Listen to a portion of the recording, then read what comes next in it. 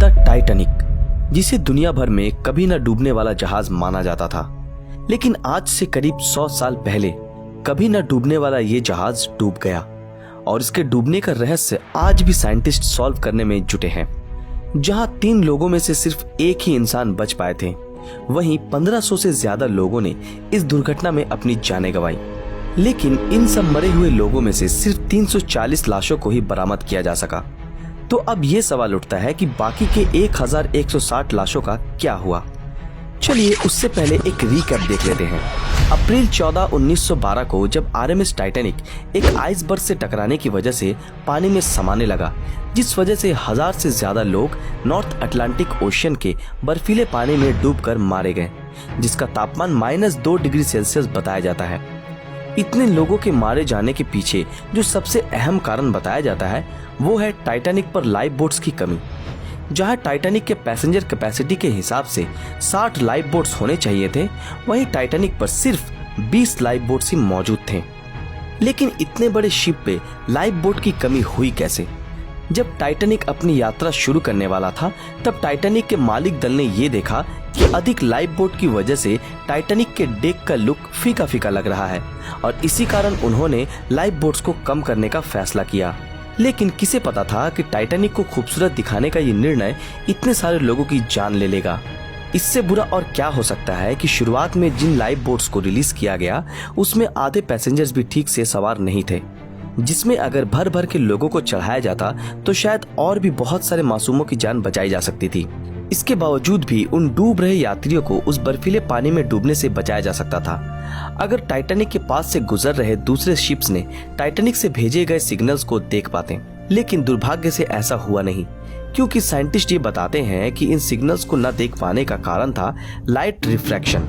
और साइंटिस्ट ये भी बताते हैं कि यही घटना उस वक्त भी हुई थी जब टाइटैनिक आइसबर्ग से टकराने वाला था, जिस कारण टाइटैनिक के चालक उस आइसबर्ग को नहीं देख पाए और बहुत देर हो गई। बहुत लोगों का ये कहना है कि आइसबर्ग को नहीं देख पाने का मुख्य कारण था कि टाइटैनिक के चालक के पास दूरबीन नहीं थी। और इसके पीछे का कारण ये बताया जाता है कि जिस कबर्ड में सारे दूरबीन रखे थे, उस वक्त टाइटैनिक पे ड्यूटी कर रहे ऑन ड्यूटी सेकंड ऑफिसर के पास उन कबर्ड्स की चाबियां नहीं थी, क्योंकि उनसे पहले जो सेकंड ऑफिसर टाइटैनिक पर ड्यूटी कर रहे थे, जिनका नाम था डेविड ब्लेयर, वो दूसरे ऑफिसर को चाबी हैंडओवर करना ही भूल गए थे। और अगर उनके पास उस वक्त दूरबीन मौजूद होती तो शायद वो बहुत दूर से ही उस आइसबर्ग को देख पाते और टाइटैनिक का रुख मोड़ सकते थे और बच सकते थे। लेकिन किस्मत को तो कुछ और ही मंजूर था। खैर, जो भी हो, टाइटैनिक की दुर्घटना के पीछे बहुत सारे अनहोनी का हाथ था, जिस वजह से टाइटैनिक का ये हाल हुआ।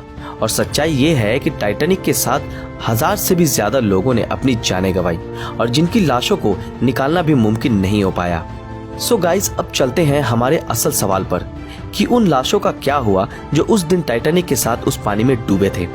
सोर्स के मुताबिक टाइटैनिक के डूबने के 1 घंटे के बाद ही एक बहुत ही भयानक तूफान उस जगह के ऊपर से गुजरा जहां टाइटैनिक डूबा था, जिस कारण समुद्र में उत्पन्न हो रही बड़ी बड़ी पानी की लहरें और तेज हवाओं ने उन सारे लाशों को घटना स्थल से 50 माइल यानी कि करीब 80 किलोमीटर दूर बहाकर ले गई। और यही वो कारण था कि जिस वजह से जो पहला शिप दुर्घटना स्थल पर पहुंचा था, उन्हें सारी लाशें नहीं मिली।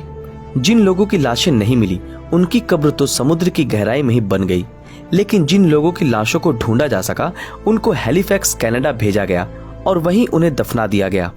हमें अभी भी एग्जैक्ट लोकेशन का पता नहीं चल पाया है, लेकिन साइंटिस्ट अभी भी ये उम्मीद लगा रहे हैं कि वो उन लाशों को ढूंढने में कामयाब होंगे, जो हर वक्त टाइटैनिक को लेकर स्टडी कर रहे हैं और जो इसके पीछे की मिस्ट्री को सॉल्व करने में सालों से जुटे हैं। इस भयानक दुर्घटना में 1000 से ज्यादा लोगों ने अपनी जानें गंवाई, जिसके बारे में सोचने से भी आज हमारी आंखें नम हो जाती है। लेकिन अफसोस की बात तो ये है कि उस दिन उस दुर्घटना को टाला जा सकता था, लेकिन किस्मत का लिखा कौन पलट सकता है। दोस्तों, आज के लिए बस इतना ही। अगर आप भी टाइटैनिक से जुड़ी कुछ जानकारी जानते हैं तो हमारे साथ कमेंट सेक्शन में शेयर कर सकते हैं। अगर ये वीडियो आप लोगों को पसंद आया हो तो इस वीडियो को लाइक और ज्यादा से ज्यादा शेयर जरूर करें। दोस्तों, क्या आपने हमारे फेसबुक पेज ब्रीदिंग नॉलेज को फॉलो किया है? अगर नहीं किया तो अभी तुरंत कर लें। तो फिर मिलेंगे आपके साथ अगले वीडियो में ऐसे ही किसी मजेदार विषय के साथ। तब तक के लिए अलविदा।